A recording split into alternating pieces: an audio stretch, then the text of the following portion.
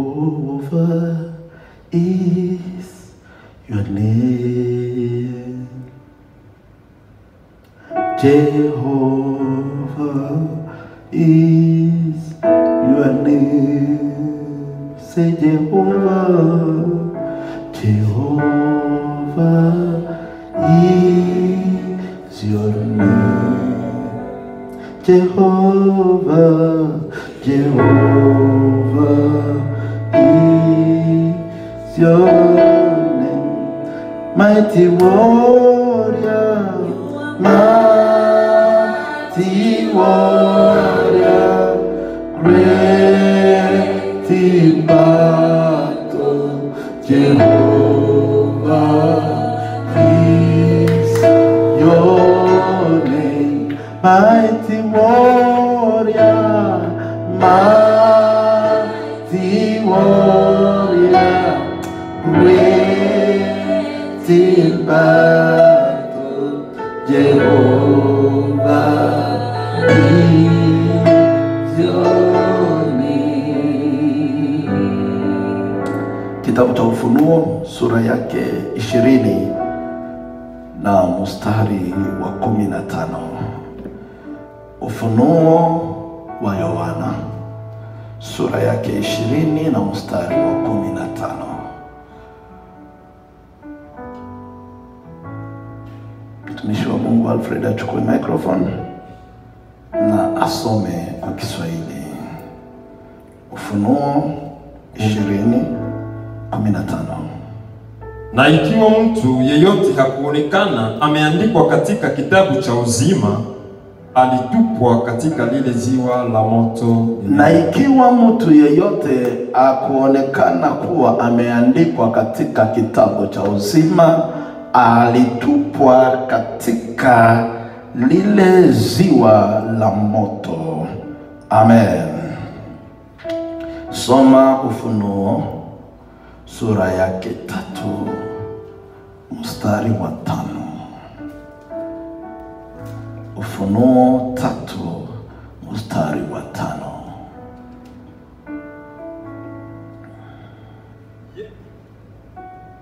Yeye anayeshinda atavikwa nguo nyeupe, wala sitaondosha jina lake katika kitabu cha uzima, nami nitakiri jina lake mbele ya Baba yangu na mbele ya malaika zake. Amen.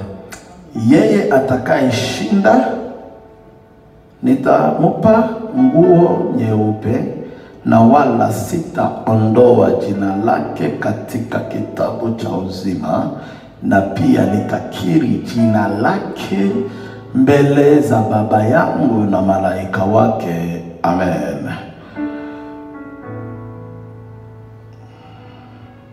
Ufunuo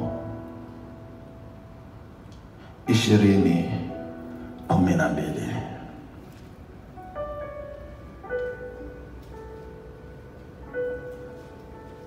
Nikaona wafu wakubwa na wadogo wamesimama mbele ya Mungu, na vitabu vikafunguliwa, na kitabu kingine kikafunguliwa, kilicho cha uzima. Na wafu wakahukumiwa katika mambo haya yaliyoandikwa katika vile vitabu, sawa sawa na matendo yao. Amen. Nikaona vitabu vikifunguliwa, na kimoja kilichofunguliwa kilikuwa kimebeba nini? Hukumu ya wafu, wakubwa kwa wadogo, na wakahukumiwa sawa sawa na matendo yao. Wafilipi sura yake 4 mstari wa 3. Wafilipi 4:3. Ndiyo ninakusihi wewe vile vile, mtumishi mwenzangu wa kweli, saidia wanawake hawa, kwa sababu walijitaabisha sana pamoja nami kwa habari njema, pamoja na Clementine vile vile, na wale wengine waliotenda kazi pamoja nami, walio na majina yao katika kitabu cha uzima. Amen. Amen. Nena nasi kwa dakika chache, Mungu, na ubadilishe maisha yetu kwa jina la Yesu Kristo. Amen. Angalia jirani yako kabla uketi, umuulize, je, uko katika kitabu?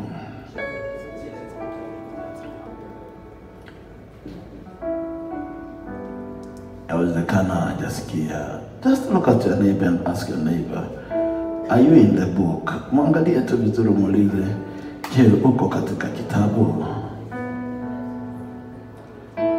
Awe amejibu ama hajajibu, tunaweza kuketi. Leo tuna swali ambayo tunataka kujiuliza, je, tuko katika kitabu? Je, tumeandikwa kwa kitabu? Watoto wa Mungu, tunapoanza kuendelea polepole kujiandaa katika kuangalia na kujiandaa juu ya kusonga karibu ya somo zinazotukumbusha kurudi kwa Kristo, tuna vitu vichache ambavyo Bwana anataka tujiandae ndani. Wiki iliyopita tulikuwa tukijiuliza, je, tunajulikana na Mungu? Akiulizwa Mungu kutushuhudia, ni ushuhuda upi anaweza kupeana kutuhusu? Na moja ya vitu ambavyo tuliangalia, tukagundua ya kwamba Mungu aliposhuhudia Ayubu akasema, je, umemwona mtumishi wangu Ayubu, mtu mwenye ni mnyofu wa moyo, mwenye kumwogopa Mungu na anajiepusha na uovu. Na tukasema ya kwamba unyofu wa moyo ni umaskini wa moyo. Mtu asiyetosheka na uwepo wa Mungu ndani yake ni mtu ambaye anatamani Mungu kila wakati, na pia anamtamani kwa kumwogopa, kwa kumheshimu. Ni mcha Mungu, anamcha Mungu, na zaidi anajiepusha na uovu. Tukasema ya kwamba kuna tofauti katikati ya mtu anayetubu uovu na mtu anayejiepusha na uovu. Unapotubu uovu, unarudi katika maisha ya kutubu kila wakati, utajiandaa kuona consequences za hiyo uovu. Lakini unapojiepusha na uovu, unapata neema ya kutokukutana na consequences za kuingia katika uovu, kwa sababu umejiepusha kabla hujaingia.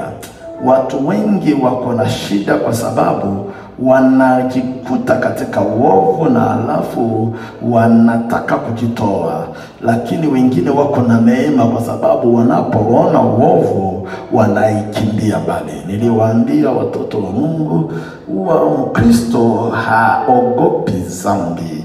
Mkristo anachukia dhambi. Ukiogopa dhambi, unaweza kujikuta mahali ambapo wanakuconvince, wanakukubalisha ya kwamba dhambi hainaga madhara na woga unaondoka. Lakini ukiichukia, waiongee vizuri ama wasiongee vizuri, unachukia tu. Kenye hautaki, haukipii nafasi. Mtoto wa Mungu, Mungu akutoe kwa ngazi ya woga wa dhambi, akuweke kwa ngazi ya kuchukia dhambi. Kama unanisikia sema amen. Mungu akupe neema uanze kuchukia dhambi, uanze kuangalia dhambi na unazichukia, ili kwamba usijikute umekuwa mmoja wa wale ambao Mungu anasema nimechukizwa nao.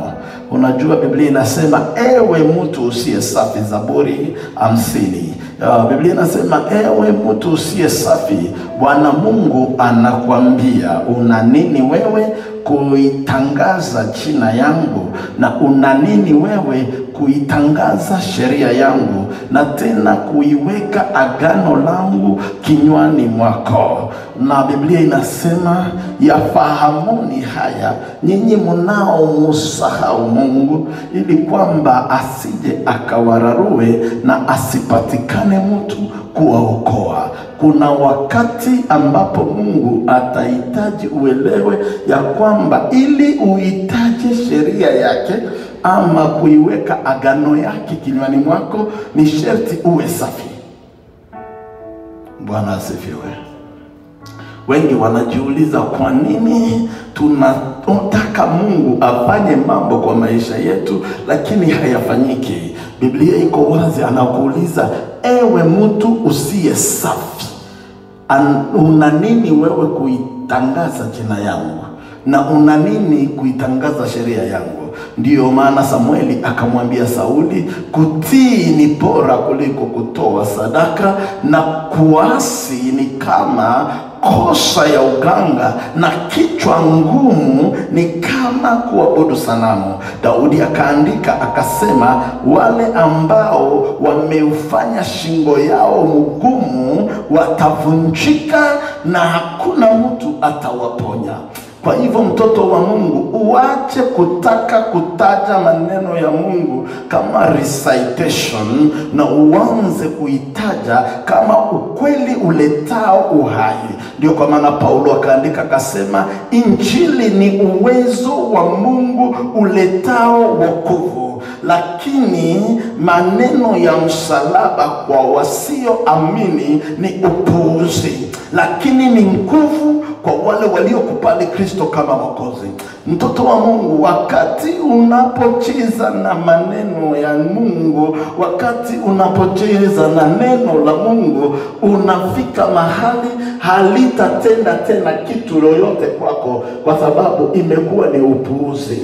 Na leo nimekuja kukuomba, ikiwa unataka sana kuona matokeo kwa maisha yako, basi anza kuchukia dhambi. Kama unanisikia sema amen. Ukianza kuchukia dhambi, basi mbingu zitaanza kukupa nafasi ya kumkaribia Mungu bila kuwa na tashwishi yoyote, na utaona majibu ya maombi yako.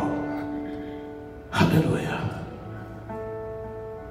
Biblia inasema kwa kitabu cha Timotheo ya kwamba muhuri ulio imara Bwana awajua walio wake, na kila alitajaye jina la Bwana na aache uovu.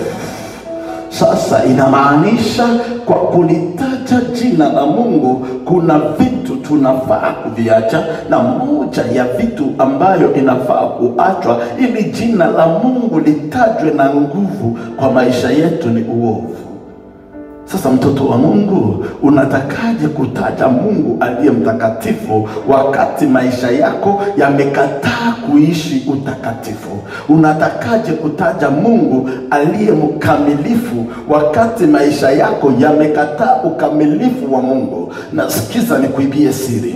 You will never see holiness until you start agreeing with the holiness of God. Wakati utakapoanza kuona utakatifu wa Mungu ndani ya maisha yako kila siku, hata wewe mwenyewe utaishi utakatifu.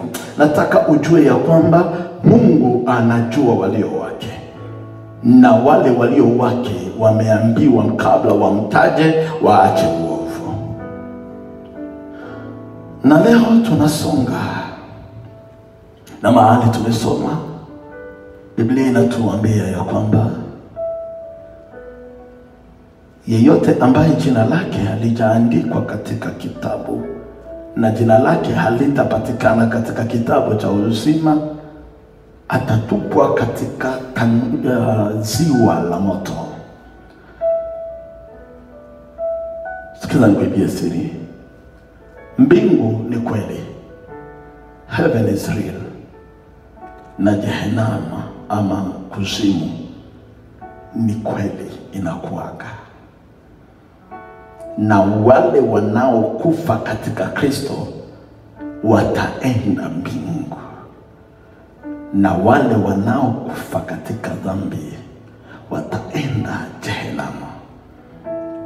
na ukweli ni kwamba hatujulikani kufa kwetu katika Kristo kwa jinsi tulivyokuwa waaminifu kuingia kanisani, lakini kwa jinsi tulivyoosha mavazi yetu kwa damu ya mwana kondoo. Maana yake kwa jinsi maisha yetu yalivyotakaswa kila siku ya maisha yetu, tulijiweka wakfu mbele za Mungu, tukakataa dhambi, tukaangalia wokovu na tukashikamana nayo.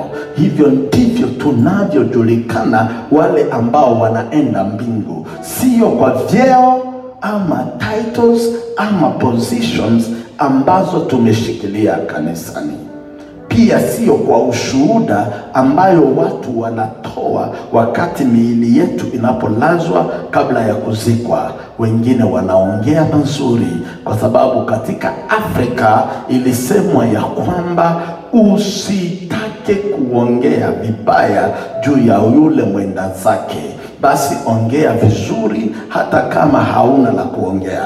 Mpaka kuna mtu alikufa na wakataka kumpeana ushuhuda, lakini kila mtu mtaani alijua alikuwa mwizi, na kwa sababu sasa hawataki kuongea vibaya kumuhusu, wakatafuta huyo mtu mtaani ambaye huwa hakosi kizuri juu ya mtu, wakaenda kumwambia. Sasa huku hakuna mtu anajua chochote kizuri cha huyo, alikuwaga mwizi, alikuwaga naiba. Sasa wewe mwenye ukosaji mazuri juu ya watu ukuje umwongelee. Unajua kuna watu wanakusifu, hata unapofanya dhambi wanakusifu. Haitupeleki mbinguni wakati tunasifiwa kwa dhambi.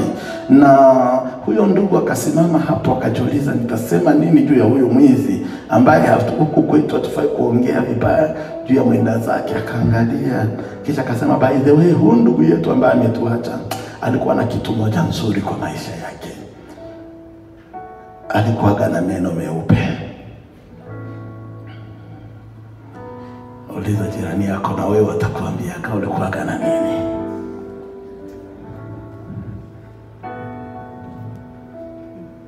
Maana yake kwa maisha yote ya huyo ndugu, kitu moja tu yenye wangelikumbuka kizuri ni meno meupe. Kwa nini unakuwa kana ya black?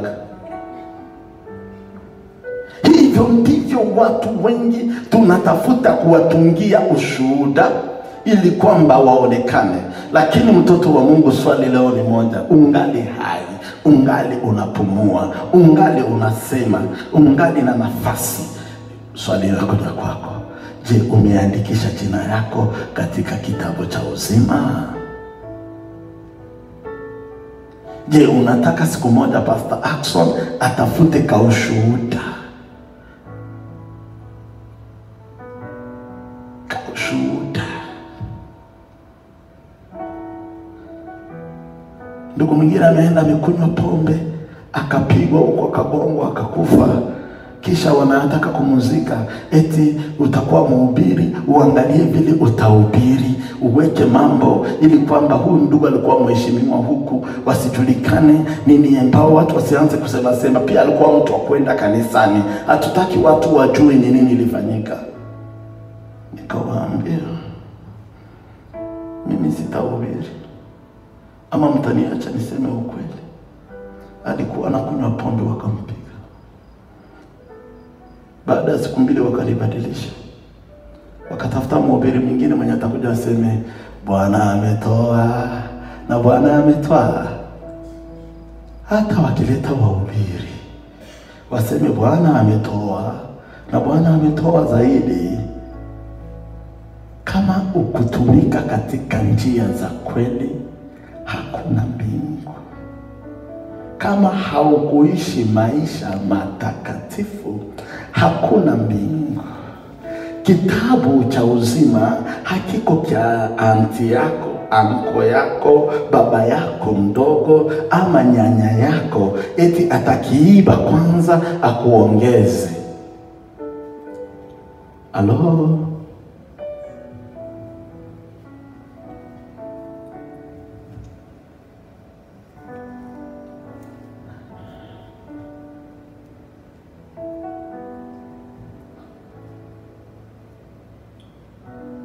Historia fulani inaongelewa ya kwamba siku moja mama mmoja alifariki na mume wake, Na walipofika kwa mlango ya kuingia mbingu, wakawapea exam kidogo. Aliyekuwa anasimama akifanyisha exam alikuwa anaambia mtu spell neno fulani, ukispell unaruhusiwa unaingia. Na huyo mama alipokuja akasimama hivi, alafu huyo mtu akamwambia spell neno love. Love. Huyo mama akasema L-O-V-E. Wakamwambia umequalify, unaweza kuingia. Lakini kabla hujaingia utusaidie uulize mwenye yuko nyuma yako naye ataspell nini. Alipogeuka akaona ni bwana yake. Akasema hii mbingu kama nimeingizwa, heri niifukuzwe, lakini hatuwezi ingia na huyo. Mateso yenye huyo alinipitishia duniani, tukiingia naye mbingu atanitesa huyo.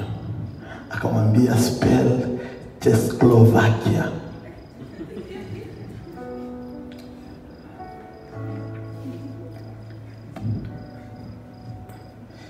Mungu wa mbinguni atusaidie, atupe neema. Unajua kuna watu ambao tunaishi nao, wengine wako kwa ndoa, wengine wako kwa makazi. Hata wenye wako kwa ndoa, wengine kuna mtu tu mwenyewe Mungu anaweza asema leo tumeamua ndoa zote zinavunjika, tunapatia watu ruhusa wachague upya. Na kuambia kuna watu watakimbia haraka, waseme Mungu upewe sifa kwa kutuokoa. Lakini ukiwaona kanisani wanacheka kasmile, ukiwaona wanasimama wanacheka. Niliwaambia kuna mhubiri mmoja alisimama mbele ya mtoto wake Saturday, anamwambia mtoto wangu, nimepekua Biblia, nimetafuta mahubiri ya kesho, lakini sipati. Kasichana kadogo hivi, lakini sipati mahubiri. Mtoto wangu, so nisaidie, uniambie unataka kesho nihubirie watu nini? Mtoto wake akamwangalia akamwambia, baba, wewe ndio uwadanganye vile unawadanganyaka. Lakini huyo ndiye mhubiri, huyo ndiye pastor mwenye atawaletea injili. Hata mtoto wake anajua hiyo yote yenye anakuwa na waelezea hapo ni uongo. Huko kwetu kulikuwa mama mhubiri mzuri ambaye namjua sana. Alikuwa anafanya akisimama kutaka kuhubiri, mume wake anaondoka anaenda nje. Na akienda nje anaanza kutuambia, nyinyi mubaki huko ndani ya wadanganye nyinyi ambao hamjui.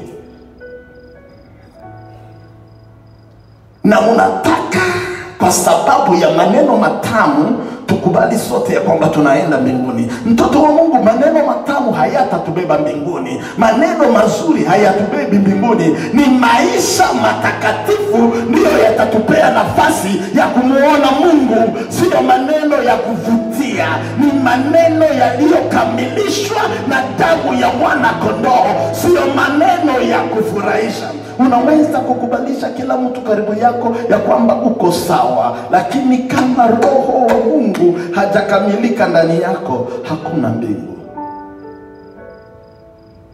Ukamilisho wa watu utaishia makaburini.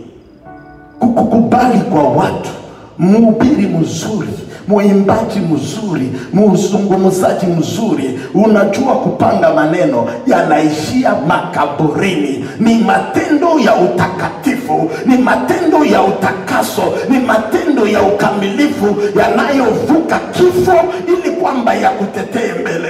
Kumbuka, kufa tutakufa, baada ya kifo itakuja hukumu. Hatutahukumiwa kwa sababu ya maneno watu walinena, tutahukumiwa kwa sababu ya matendo tuliyoitenda. Oh, I am a Christian, born again. Hallelujah. It is not that. Sio hiyo ndio itatupeleka mbinguni. Nimewaona wengi ambao wana maneno mazuri mchana na usiku wanajaa kutu.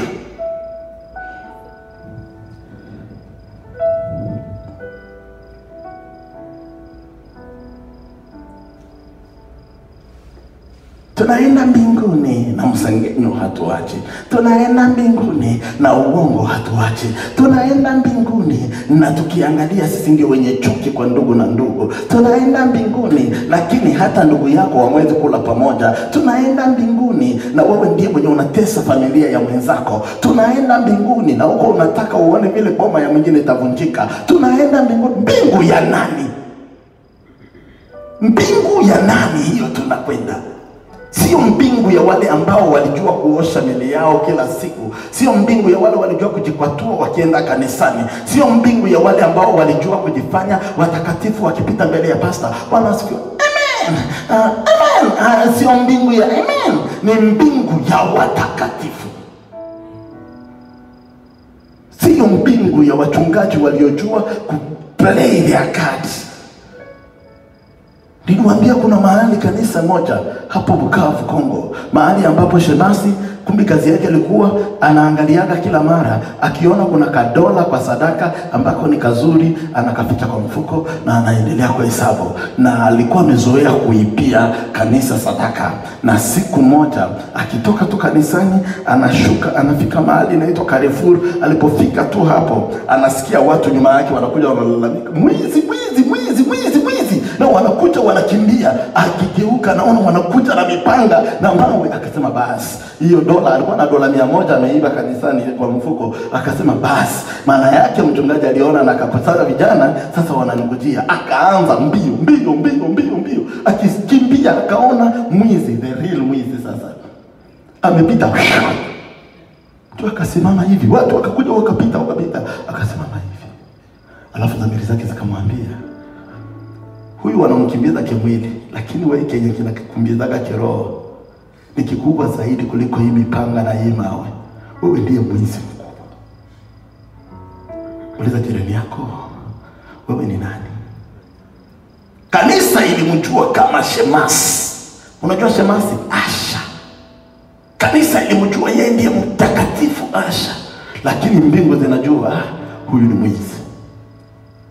Kanisa zilimjua kwa majina mazuri, lakini mbingu zilimjua kwa majina tofauti. Wewe unajulikana kwa jina gani? Mchungaji wako anaweza kukujua wewe ndiye mwaminifu, mbingu inakujua namna gani? Watu wenu wanaweza kukujua wewe ndiye mkamilifu, mbingu zinakujua namna gani? Leo nimekuja kukuuliza, umeandikisha jina yako katika kitabu cha uzima? Walioandikwa, Biblia imesema, ni wale waliomvua na kuosha mavazi yao katika damu ya mwana kondoo. Haleluya. Sasa leo jioni ya leo Bwana anataka mtoto wa Mungu uanze kujirudia, uanze kujiangalia, uanze kujiuliza, je, jina yangu imeandikwa katika kitabu cha uzima, ama mimi ni mmoja wa wale fake ambao wanajivika ngozi ya kondoo, kumbe ndani ni mbwa mwitu, ambao wamefurahisha macho ya watu lakini matendo yao yamekataa Mungu. Ndio wale viongozi wa makwaya ambao ukiwaona wanapiga mkono unafikiri wanaipiga, kumbe wako wanapeana signals. Wewe baada ya ibada tutakutana.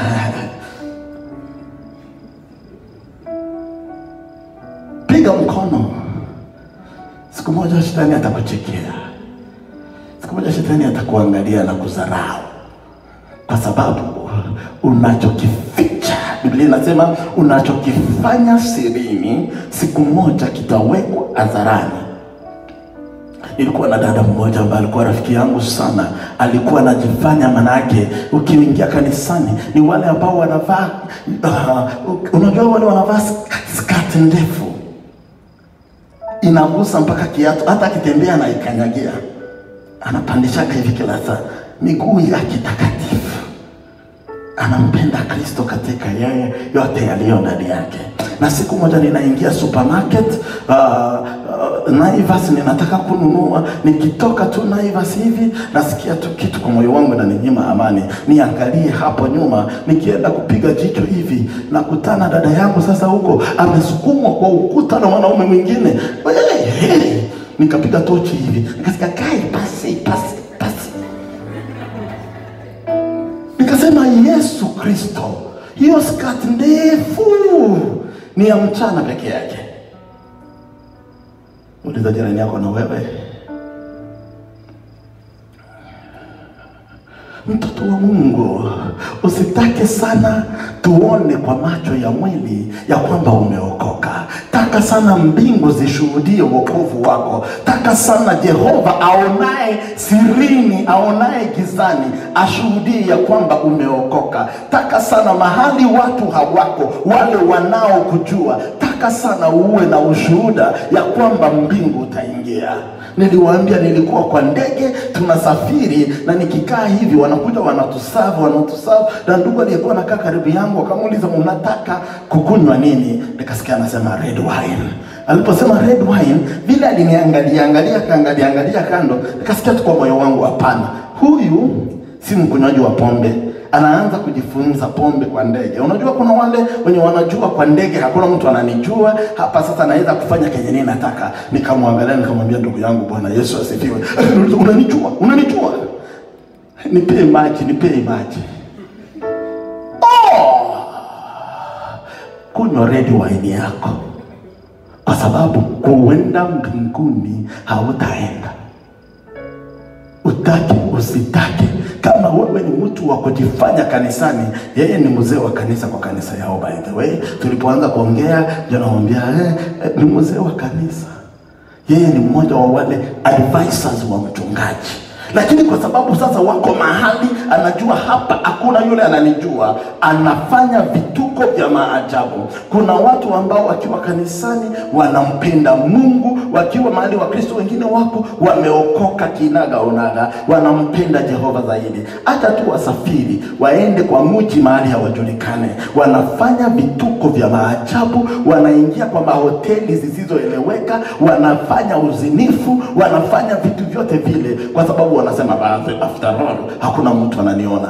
Watu hawakuoni, lakini mbingu zinakuona. Utake usitake, kuna siku kitabu kitafunguliwa na matendo yako yatakuhukumu. Utake usitake, mtoto wa Mungu, kuna siku uliyoifanya gizani itawekwa hadharani. Kuna siku uliyoificha sirini itafunuliwa juu ya dari ya nyumba, na utakuwa mbele ya umati wa watu na hapata kuwa na siri. Taka sana leo uwapuke dhambi, umrudie Kristo ili kwamba uwe na nafasi ya kuingia mbingu.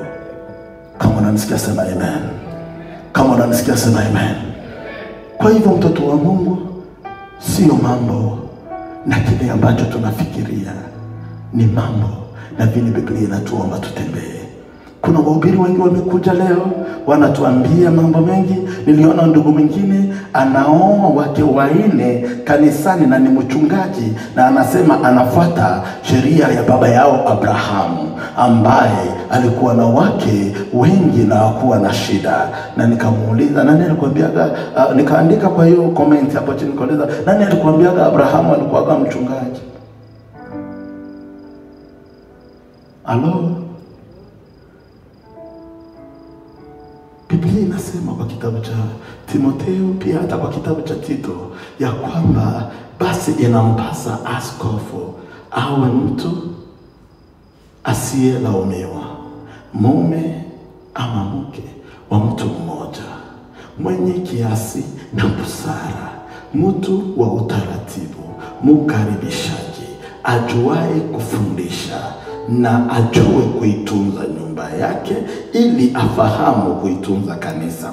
Kwa maana mtu asiyejua kusimamia nyumba yake atawezaje kusimamia nyumba ya Bwana? Hiyo ni haki na ni kweli, ndiyo sheria ya uchungaji, na wewe na mimi ni makuhani. Kwa hivyo mume mmoja, Mungu aliweza na ukuwa na uwezo ya kupatia Adamu wake 2, lakini Mungu alimupa Hawa peke yake. Na Biblia haijatuonyesha mahali yoyote Mungu akaambia mtu chukua mke mwingine. Biblia inasema kwa kitabu cha Malakai, Mungu anachukia talaka. God hates divorce. Kwa hivyo Mungu hajatupatia nafasi ya kuwa na mipango nyingi za kando ili kwamba tuseme tunafuata Abrahamu. Nani alikuambia ilifurahisha Mungu Abrahamu kuchukua mke mwingine? Watoto wa Mungu, tunaweza kuchukua mahubiri yote hiyo ambayo inafurahisha mioyo yetu. Nilisikia mwingine anasema, Biblia inasema wazi, kunywa kidogo lakini usilewe. Chukua. Lakini Biblia inasema hawa ndio watu ambao hawatairithi ufalme wa mbingu: waongo, waolevi, wazinifu, waabudu sanamu. Hawatarithi ufalme wa Mungu. Kwa hivyo utake usitake, kama wewe ni mzinzi, hautarithi ufalme wa Mungu. Kama wewe ni mlevi, hautarithi ufalme wa Mungu. Kama wewe ni mwabudu sanamu, hautarithi ufalme wa Mungu. Kama wewe ni muongo, hautarithi ufalme wa Mungu. Uite chochote unachokitaka. Wengine wanasema, mimi huwa sifanyi hizo dhambi kubwa kubwa, mimi nafanyaga tu dhambi tudogo ambato hatuna madhara. Mimi nafanyaga dhambi ndogo. Kumbuka mtoto wa Mungu, dhambi ni dhambi. Hakuna dhambi ndogo ama kubwa. Hakuna 99% mbele za Mungu. Ndio kwa maana Mungu alitupia neema, tunapokiri dhambi zetu na kumrudia anatusamehe. Hakuna dhambi isiyosamehewa na Mungu isipokuwa dhambi ya kukufuru Roho Mtakatifu. Hiyo ni dhambi ambayo unaanza kuchukua Mungu ni kama mwenzako, unaanza kucheza na Mungu, unasema naweza kufanya hiki na hakuna kitu Mungu atafanya. Hiyo ndio dhambi isiyosamehewa, ambayo unachukua Roho Mtakatifu wa Mungu ni kama anakuwa mwenzako ambaye una manipulate vile unataka. Lakini dhambi zingine zote kusamehewa, zinasamehewa. Hata unapofanya dhambi gani hiyo, hata ikiwa uliwahi kucommit abortion, mbingu zina uwezo ya kukusamehe. Hata ikiwa uliwahi kufanya nini, mbingu zina uwezo ya kukusamehe. Fanya hatua leo, uache kuishi maisha ya uovu, urudi kwa Kristo, mwambie nimechoka na dhambi, unisamehe. Kama unanisikia sema amen. Kama unanisikia sema amen. Amen. Unaweza kuangalia kando na kando, unasema siku hizi Pastor Ackson ni kama anatuattack. I am not attacking anyone. I am only preaching the gospel to you. Ninakufunza neno la Mungu ili kwamba neno la Mungu likubadili. Kama unanisikia sema amen. Mtoto wa Mungu, dhambi hizo zozote zile ambazo tunazozitembea ndani, Bwana anataka tuachane nazo.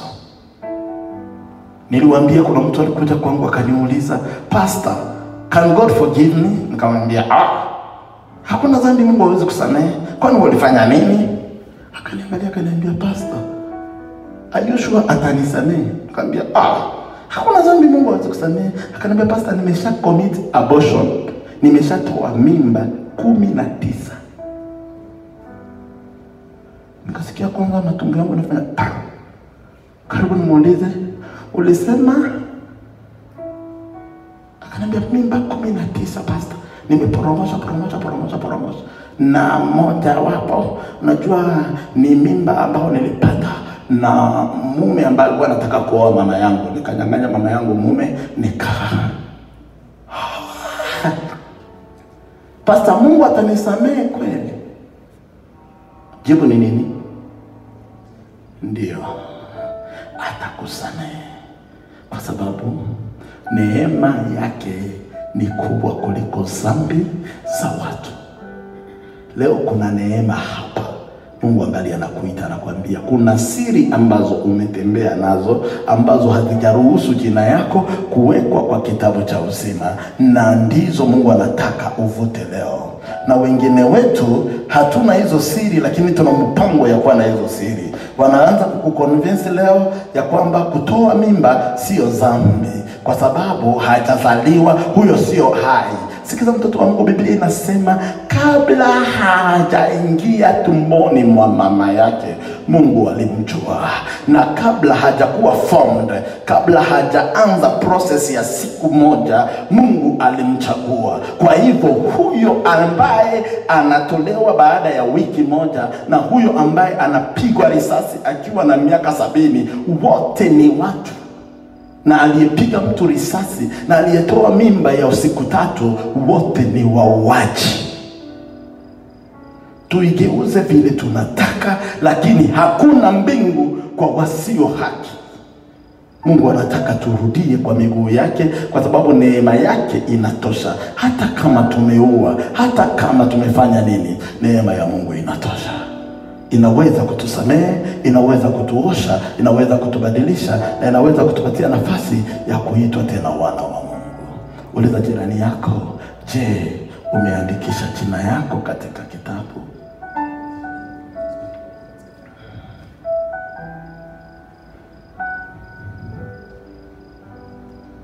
Wengine tunasema tunafanya dhambi lakini hatuonekani. Ni ukweli. Tunaifanya na hakuna mtu ametuona, na hata tukirudi tunakuja tunajichoa. Unajua kuna mtu unaenda unafanya dhambi na unajua nikifika home sitakiwa ni suspect. Kuna wakati nilikuwa nimepoteza njia kabla sijaokoka kiukweli, na marafiki wakaanza kunionyesha njia za kunywa pombe. Tulikuwa tunakunywa pombe, hata nilikuwa nakunywa kabisa nyuma tu ya kwa kina Gile pale. Kulikuwa kaka nyumba kamoja hapo, kulikuwa kunaitwa kwa kina kwa Bopate. Nilikuwa nakunywa pale kwa Bopate. Kumbe unajua kwa hiyo mahali walikuwa wanauza hapo, na tunaenda hapo wanatuuzia kamnyweso tunakunywa. Lakini sasa mimi nilikuwa nimeshaambiwa ya kwamba ukikunywa pombe unachukua unga ya mhogo unaweka kwa kinywa, alafu inafunga hiyo harufu ya pombe. Hata ukiongea na watu na umetafuna mabigiji na manini, alafu unajua mimi ni mtoto wa bishop. Sasa sitaki nirudi home bishop asikie maarufu ya mapombe. So nilikuwa nafanya nakuja home, nikifika hivi kitu tafanya baba anashangaa, kicheko tu, niko na cheka. Hakuna hata kitu ameniambia. Na baba anasema, "Uko sawa?" "Niko sawa." Alafu nikianza ambia wenzetu, unaona? Tukitaka kutoka hapo unajibalance. Unasema kwa mguu mmoja, unasema niko sawa. Akajanishika sana. And I moved. Mpaka kuna wale ambao walijua Ackson ni sawa. Hello? Lakini siku moja wakati Mungu aliponitembelea, nilitajiwa vitu ambavyo sikuamini ya kwamba vinaweza kutajwa. Na Mungu anasema, nako kasikana na kaangalia wakati kanatabiri kwangu, najiuliza aka kametokea wapi? Wewe unakuja kujifanya hapa, vitu unataka kumtumikia Mungu. Wewe kumbuka, wewe mlevi hapo kaza roho. Niendelee usiendelee? Wewe mlevi, wewe unajifanya unaona watu hawakujui, unafikiri ni urumie. Ndio nikagundua kumbe sio watu tunajificha. Unaweza jificha macho ya watu, lakini kama macho ya Mungu hayajafichwa utagundulika. Sasa mtoto wa Mungu, swali ni hii: unafanya dhambi kwa sababu watu hawakuoni, unafikiria imetosha? Mbingu zinakuona. Ilibidi Mungu aniambie, Ackson, acha kutafuta macho ya watu. Kama unataka kunitumikia, macho yangu ndio utatafuta. Ndio kwa maana niliokoka 1998, lakini nilikuja kupata neema ya Mungu 203 wakati nguvu zake zilikuja kwangu zikanitakasa. Nilikuwa mtu mzuri kanisani, nilikuwa mwaminifu kanisani, na tutabia twa hovyo, lakini wakati nguvu zake zilipokuja kwangu, toka wakati huo dhambi za hovyo nikaziona kuwa mavi. Leo uko kanisani, ni dhambi gani angali na kutesa? Na uko kanisani. Baba mmoja alisafiri na watoto wake, alikuwa na watoto 4. Kama unanisikia sema nasikia. Huyo baba alisafiri na watoto wake 4, na waliposafiri alikuwa akiwafunza ya kwamba watoto wangu, Mungu anaona kila mahali, na alizoea kuambia hivyo kila wakati. Na siku moja alisafiri na watoto wake, na waliposafiri wakiwa njiani wakapata na njaa. Na njaa ilipokuwa nyingi, akawagawanya, akawaambia mtoto mmoja aende kwa hiyo kona ya huko, mwingine aende kwa hii kona, mwingine aende kwa hii kona, na mwingine aende kwa hii kona. Mimi nitaingia kwa hii shamba ya mahindi, nitavunja mahindi 5 peke yake, alafu tutaenda tuyachome mahali tukule, kwa sababu njaa zitatuua.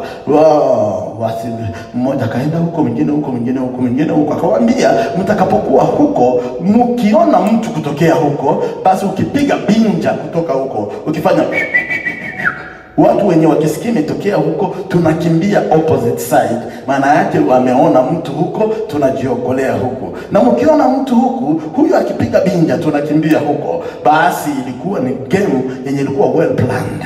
Na walipoingia kwa shamba, mzee akavunja ya kwanza, akavunja ya pili. Alipovunja ya tatu, akasikia inapigwa huko mahali mtoto mdogo wake alikuwa, the last born. Wote wakakimbia huko. Na walipokimbia huko, wakafika wakamuuliza, mtu amekuja. Akawaambia, baba, mtu hajakuja. Babake akamwambia, uko mjinga. Akaambia baba yake, mtu hajakuja. Baba, kenye kimefanya nimekumbuka kupiga binja ni kwa sababu uliambia bro achunge hapo, uliambia bro achunge hapo, ukaambia bro achunge hapo, na mimi ukaniambia nichunge hapa, lakini au kukumbuka kuambia mmoja wetu achunge hapa. Nilipoangalia hapa nikakumbuka wewe ndio ulituambiaga Mungu anaonaga kila mahali. Sasa nani mwenye anachunga Mungu? Mzee akatetemeka na mahindi kwa mkono, akaterekeza chini, akamwambia, mtoto wangu, nimekubali, mimi ni mwenye dhambi. Wengi wetu tumechunga watu sana. Wengine hata wameshakuwa ni jeshi, polisi wa wenzao wa Kristo. Ukipita fiti niko poa, ukiishia anaendelea na tabia zake. Anasema mimi hawanionaji, mimi hawajuaji. Hata kwanza mimi baadhi wacha niwaambie ukweli, ninakuwa na tabia zibaya lakini sizifanyiaje kanisani, ninafanyiaga tabia zangu huko mbali. Mimi sitakaki kuharibu nyumba ya Mungu. Uache ama usitake, uharibu ama usiharibu, moyo wako unabeba pia nyumba ya Mungu.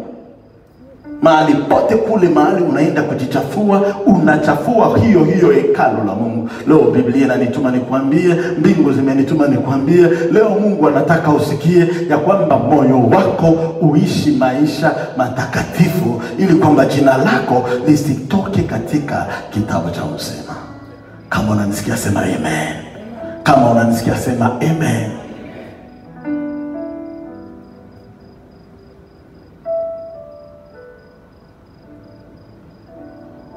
Nikaambiwa habari ya mfalme mmoja ambaye alisafiri. Na aliposafiri alikuwa ameandika wafanyakazi wengi, na akaita manager, akamwambia, nitasafiri lakini hii compound yangu, alikuwa na acres ya shamba.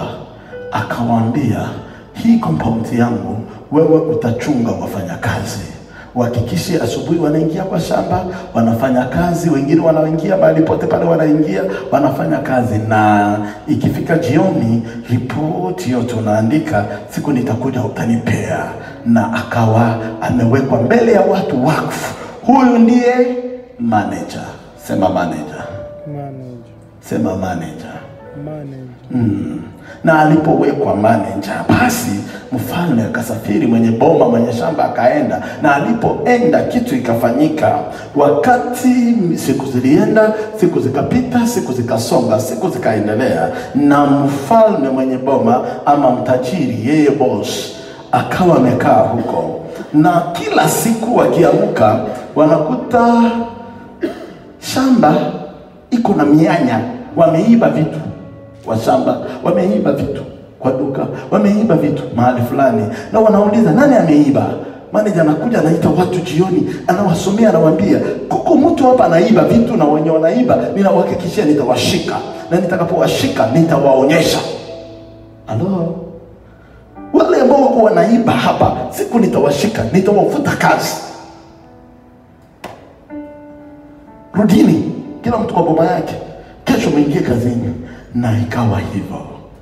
Basi mwenye kazi akarudi, akafika, akakuta shamba yake iko na mianya, wameiba vitu, wameiba mavuno kwa duka, wameiba sijui wapi, wameiba vitu, vimeibwa kuibwa. Na akaambia watu, nimeona mlifanya kazi, manager aliwachunga vizuri. Ndio.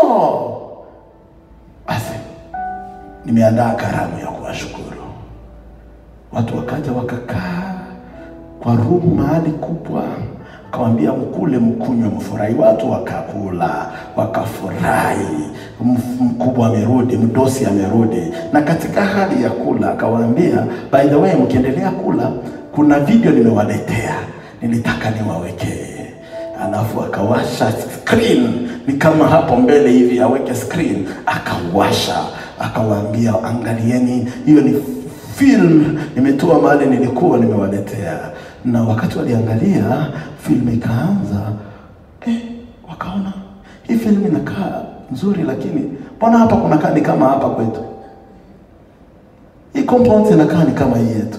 Kumbe mfalme mdosi aliachaka CCTVs zinazunguka compound nzima, zinachukua video mchana, jioni, asubuhi, usiku, zinashika tu video. Watu wanaangalia, wow, by the way, kama huyo,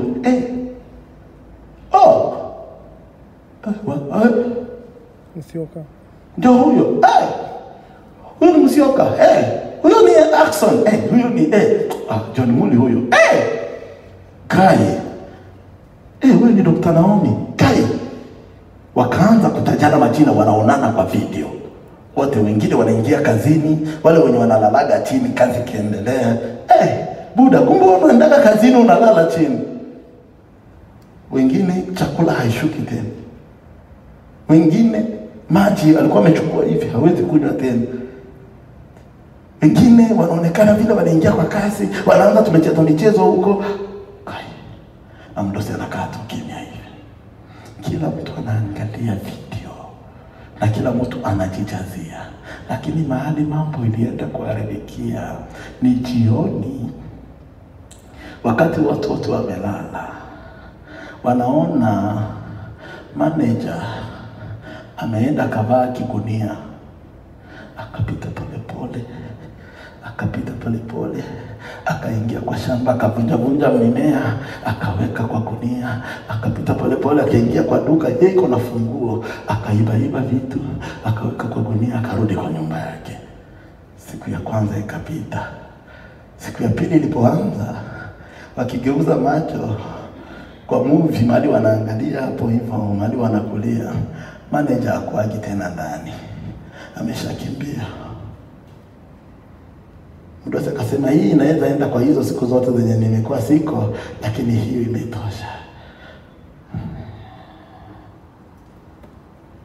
Manager kumbe ni mwizi, na wafanya kazi ni walegevu, na walijua ya kwamba hakuna mwenye anatuona, kumbe mwenye kazi yake anawaona. Ndivyo ilivyo siku hizi za mwisho. Watoto wa Mungu waliopewa kuwaongoza wanaweza kuwa corrupted, lakini Mungu hayuko corrupted.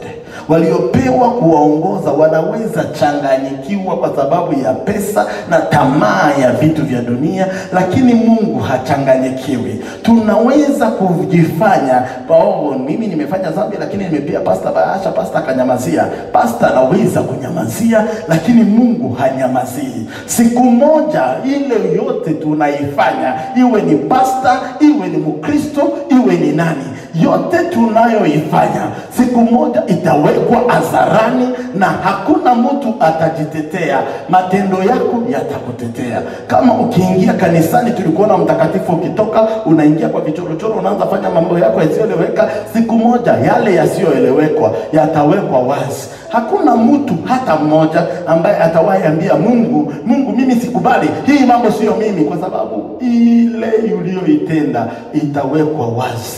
Wanakukumbusha, unakumbuka siku fulani, tarehe fulani, muda fulani, unaona hii. Hakutakuwa mambo ya kusema nimeonewa, mimi niko kwa moto kwa sababu nimeonewa, mimi nimeenda jehanamu kwa sababu nimeonewa. Hakutakuwa kuonewa, mtoto wa Mungu. Kila tuliyoifanya itawekwa wazi, kwa sababu sio mambo na yale walioyaamini watu, ni mambo na yale Mungu ameyaona na kuyaandika. Sasa swali ni moja, je, uko katika kitabu?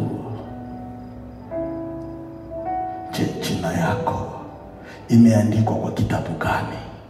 Je, umeandikwa kwa kitabu ya BMI? Ndio tuko na kitabu yetu. Na hiyo kitabu yetu, ukiwa member tunakupeaga fomu unajaza, si ndio? Kuna kale ka fomu ka membership fomu kikajaza vizuri, alafu John Moody anaendaga anakaongeza hapo. Ama ni Alfred ama ni leader yote anakainsert kajina kako. Huyu naye ni mmoja wetu. Pastor ukiombea huyu naye ni mmoja wetu. Pia tuko na kitabu yenye iko na majina ya vitu vyote vya kanisa. Iko na vyombo, iko na hata kijiko. Vyote vimeandikwa ili kwamba tukue na management nzuri. Umeandikwa kwa gani?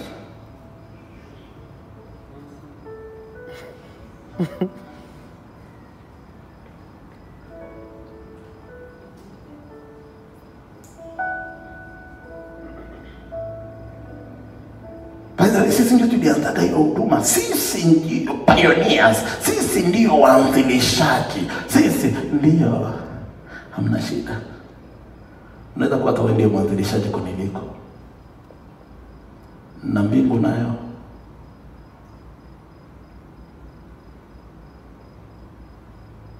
Baada ya kuandikwa kwa hiyo vitabu yote ya hii dunia, baada ya kupewa cheo zote zenye tumepewa, baada ya kupewa majina yote tumeitana. Unajua sasa hizi kazi yetu kupigania majina. Mimi kutoka leo msiniite tena overseer, mniite general overseer, ama mniite Axo 1. Unajua Axo 1?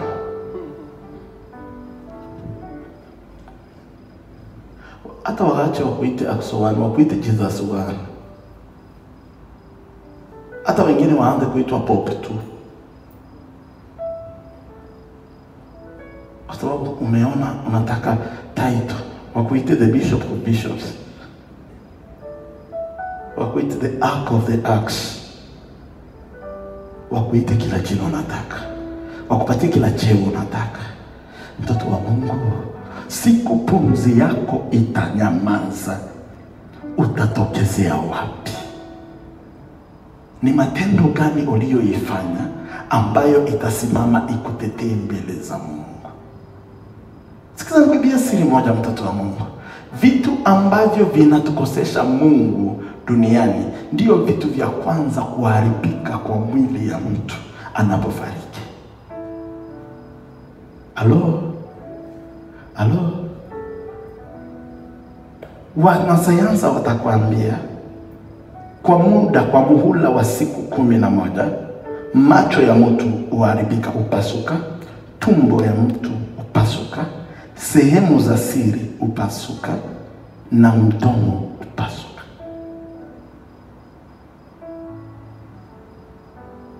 Halo? Niambie nini unakukoseshaga utakatifu kama sio macho, kama sio mdomo, kama sio tamaa ya kulisha tumbo, na kama sio tamaa ya uzinifu? Na hizo ndio vitu huharibika kwa muda ya siku 11. Hizo vitu zote nimekutajia huwa zimeharibika kwa mwili, huwa zimeharibika. Sasa swali ni hii, hizo vitu unaringia mtoto wa Mungu? Hiyo mwili yenyewe unatembezaga hivi, wengine wanasema tunatupa mwili kama mkia wa ng'ombe, watu wote watuone ya kwamba ni sisi. Hiyo mwili inakubeba wapi? Unaona, unaamuka dada yangu, ukijiandaa kuvaa, ukijiangalia kwa miro, uko nasema leo watanijua. Tutakujua mpaka tutakujua zaidi. Tutakujua, tuache kujua wenye Mungu ametupea. Leo watanijua. Hakuna mtu anakujua. Unakutana mtu anatusumbua kila saa kupita mbele za watu, kila saa kuongea, kila saa kujionyesha. Ndio unakutana mtu anaongea na vidole. Ile kwamba tuone tu amepaka rangi gani. Unakutana mtu anaongea na kichwa kanatikisa tuone amesukua namna gani. Unakutana mtu anaongea kidogo. Ufanye kila kitu unataka. kama mbingu haikujui, kuna mkosi kuliko mkosi yote. Kwa sababu hakuna mkosi kubwa duniani kama siku moja ujikute pumzi imeondoka na hauko tayari. Na shida ni kwamba hakuna mahali kifo utayarisha mtu. Eti kifo imekuja imepiga hodi, nitakuja leo, ujiandae. Kifo hasemaji. Tuliona wengine wanaamuka asubuhi wakiwa sawa, jioni hawako. Tuliona wengine wanatoka gari na rarua. Siku moja mhubiri mmoja alikuwa akifanya mkutano, akaita dada mmoja akamwambia, Roho wa Mungu anasema uje utubu. Yule dada akamwambia, nitatubu kesho. Akitoka tu mbele ya mtumishi, hajavuka hata motorbike kama rarua na akafariki. Alitubu kesho. Yawezekana wewe kila siku unasemaka, aka kasambi nitakaacha kesho. Lakini kumbuka ya kwamba kesho ya kesho ni kesho. Kesho hafikaki. Uwe na neema leo, mambo mengine uyakatae leo. Kama unanisikia sema amen. Kuwa na neema leo, ukatae dhambi leo. Uwe na neema leo, uache kufurahisha macho ya watu. Uwe na neema leo, uache kufurahisha wanadamu, kwa sababu huwa hawatosheki. Wale ambao unafurahisha leo, kesho watakuruka. Dada yangu, acha nikuibie siri. Kaka yangu, acha nikuibie siri. Wale ambao mnafurahia dhambi nao, siku ya kukuzika, wale wataitana tena pamoja wafurahie nyama choma. Na wale mlikuwa mnafurahia dhambi pamoja. Niliwaambia juu ya huyo rafiki yangu ambaye tulikuwa tumeenda mkutano mahali, na tukaambiwa huko, wakaitwa akaambiwa, wewe tabia zako ambazo unafanya kwa siri mbele za Mungu, Mungu amesema uziache kabisa, urudie Mungu. Na wakasimamisha mmoja wetu kwa mkutano, wakamwambia, huyu kutoka leo ndiye awe rafiki yako, wale marafiki wengine uachane nao. Akakuja katuambia, mnanionea wivu kwa sababu mimi ni chic, mimi niko on top of the game na nyinyi mko down, mmenionea wivu. Tukamwambia okay, endelea. Na siku moja walikuwa wanaenda picnic, yeye na wale marafiki zake wenye walikuwa wanaenda nao, na ni muimbaji mtumishi wa Mungu mzuri. Picnic, wakafanya accident. Watu wote wakasurvive kwa gari, yeye tu ndiye miguu yake ilikuwa imeshika vibaya kwa gari, ikakatika. Walipompeleka hospitali, girlfriend akaenda kumwangalia. Wakati girlfriend alifika tu, akiangalia akaona jamaa iko kwa blanket lakini ni mfupi.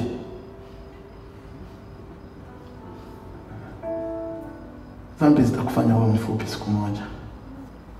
Ni mfupi. Akiangalia hivi anasema, kai, huyo giant wangu huyo. Kumbe giant waliishia huko. Walikata. Yule msichana kaenda kaangalia hivi, kisha akasema, hakuna siku maisha yangu niliwahi kuwaza ninaweza kuoleka na mlemavu. Na akapotea. Mama yake ndiye alikuwa analia kila siku hapo, baba, umenikata miguu, baba umenimaliza. Huyu ndiye alikuwa tumaini yangu. Alikuwa tumaini yako? Aliambiwa aache dhambi, hakusikia. Na mshahara ya dhambi ni mauti. Kuna wengine wenu mko na neema, mnasikia sauti ya Mungu leo nakwambia, acha tabia unazozifanya, hausikii. Siku moja itakuwa nyuma kuacha. One day it will be too late. Siku moja itakuwa very late. Itakuwa nyuma zaidi kuacha hiyo tabia. Kwa sababu hata ukiacha haitakusaidia.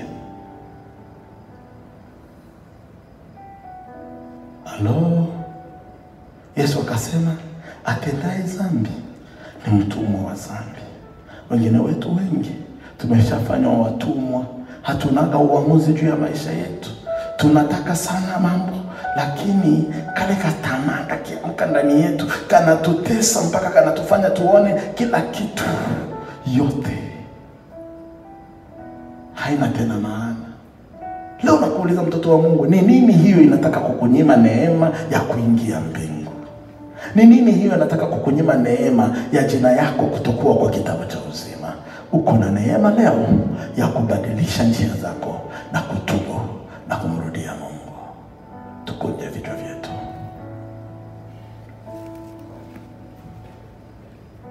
Chukua dakika moja tu ujiulize, je, Yesu Kristo akirudi leo nitapata nafasi ya kuingia mbingu? Je, Kristo akirudi leo nitaingia mbingu kweli? Je, nimetembea kufuatana na njia za Mungu? Je, nimetembea kufuatana na hisia za Mungu? Je, nimetembea kufuatana na mapenzi yake?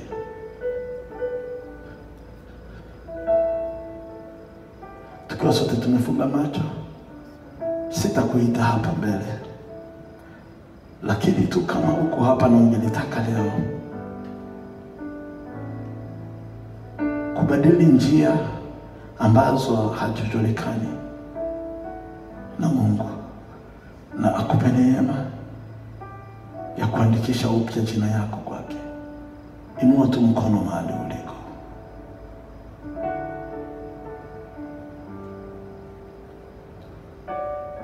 Asante, asante, asante, asante, asante, asante. Kwa wote walioinua mikono na wote ambao hawajainua, tuungane tu pamoja kwa hii maombi, tuseme: Bwana Yesu, naja kwako. Mimi ni mwenye dhambi. Leo nimeamua kurudi kwako. Ninaomba unisamehe. Bwana Yesu, nihurumie. Vuta jina langu kwa kitabu cha mauti na uandike jina langu kwa kitabu cha uzima. Leo nimeomba unisamehe, unioshe, unisafishe. Bwana Yesu, nikubali. Usihesabu wingi wa dhambi na makosa yangu, bali neema yako ije kwangu. Nimeamua kuishi maisha matakatifu. Nimekataa dhambi, nimekataa shetani na njia zake. Leo unioshe, unifanye kuwa mpya. Yesu, vuta dhambi za ujana wangu. Nipe neema siku moja nikuone wewe. Nipe neema siku moja nikuone wewe. Bwana Yesu, ninakuhitaji. Kwa jina la Yesu. Roho Mtakatifu, niwezeshe kutembea katika uoga wa Mungu. Niwezeshe nisifurahishe watu, bali nifurahishe kwanza Mungu, na wote wanaonizunguka waone uoga wa Mungu ndani yangu. Roho Mtakatifu, niwezeshe. Leo nimetubu, nimekubali kubadilika kwa jina la Yesu. Patia Bwana makofi mazuri. Bwana Yesu, tunaomba utukubali. Utupe kibali ya kuitwa wana wa Mungu. Tuwezeshe kuchukia dhambi na kuepukana na dhambi. Tuwezeshe kukimbia tamaa. Tuwezeshe kushinda mwili wa dhambi, dunia na tamaa zote. Tuwezeshe kuepuka vitu vya anasa visivyobeba utukufu wako. Tupe neema, macho yetu ya kutazamia wewe, masikio yetu ya kusikia wewe, vinywa vyetu vikunene wewe, na miili yetu iishi utakatifu wako. Utuwezeshe siku moja tuingie katika ufalme wako. Mbingu iwe mahali petu pa mwisho, kwa jina la Yesu. Amen.